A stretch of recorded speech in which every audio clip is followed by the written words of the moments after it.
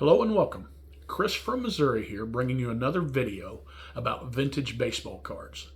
And in this video, I'm going to show you some cards, but I'm also going to do a video response to Rick of Rick's Oddball Cards. Rick's got a wonderful YouTube channel, and I know most of you that are watching this have seen it and probably know Rick. If you haven't seen it, you need to go over there and look at his channel.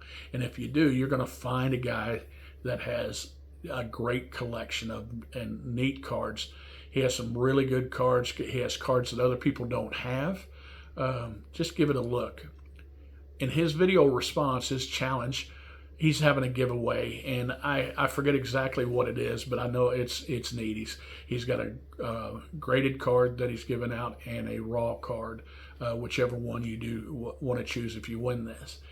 And what he wants us to do is he wants us to find our best worst card, and what our worst best card. But I think it's best worst card. And what he means by that is show a card that is either like valuable or it means a lot to you, that is maybe not in the best kept shape or the best shape. And that is right down my alley because I'm a vintage collector, and I've been a vintage collector for a long time. And I collected cards before condition was that meant anything to me. But I did try to take the best card, treat them the best that I could. I didn't put them in bike spokes or anything like that. But remember, we're only holding these temporarily for someone else. And the persons or people that were holding them before I got them maybe didn't take the best care of them, or maybe the person holding them before them didn't take the best care of them. But now it's our responsibility, since we know condition is pretty important, to take care of them. And so what I'm trying to do is the cards that I'm holding on to now, I'm trying to take the best care possible for them. So I'm going to show you those three. I'm going to show you three cards, but the last card I show you is the one that I'm submitting for the worst best card. The problem with this video is the judges. Now Rick's great. Rick's a great guy, but some of the guys he hangs around with are a little bit, he calls them the misfits. Now, with the misfits judging, and if you do a video, you're going to have to be very careful. You may have to slow down your talk just a little bit, cut out all the big words so they can concentrate on a card. So, without further ado, I'm going to show you the three cards that I selected and the one I'm submitting. Let me turn this around. Okay, so let me remove this reprint Mickey Mantle, and I'm going to show you the three different cards that fit the category of best worst card or worst best card in my collection. First one I'm going to show you is a card I picked up the other day. If you can see, this is a hand-cut 1921 strip card of Ty Cobb.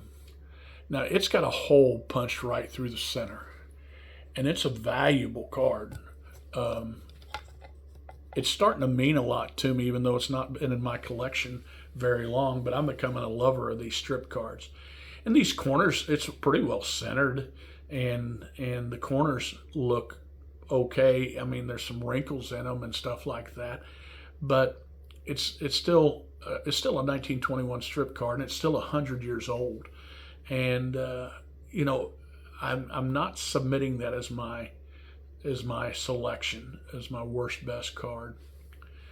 But this card is very valuable. But somebody either took a hole punch or shot it with a BB gun, and did this to my card. The second one that I'm going to show you, I was going to submit it until I did a little bit of research with the misfit judges. But I want to show you this T206 Ty Cobb. Now, it has paper loss on all the corners. It has a little paper loss on the side. And I don't know what happened to it. There's a story to it. But some of these T206s, they look good, and some of them you don't want them to. It sounds weird, but you don't want them to be pristine. But this card's 110 years old.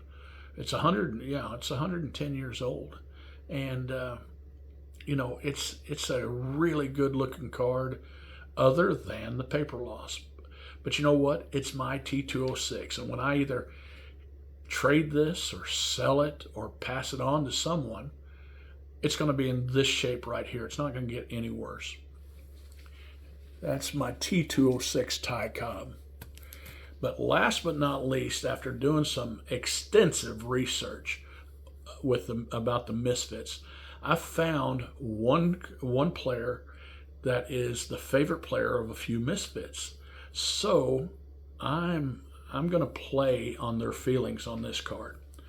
So I submit to you as my worst best card, the 1940, I'm going to say 49 Leaf Stan Musial.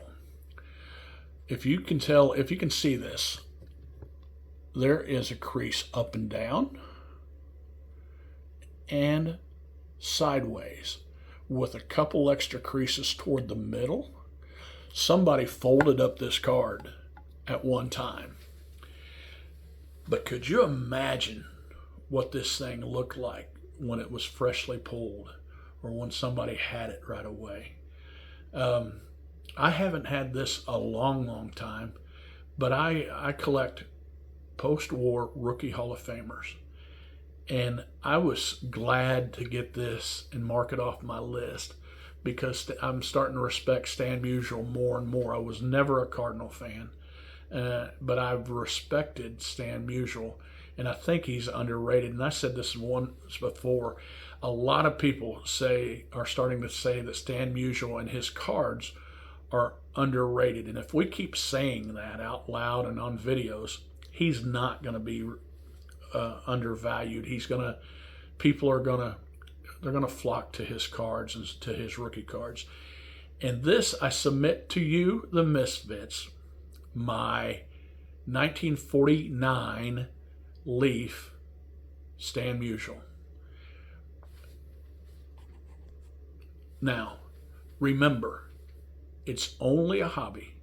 Collect what you like.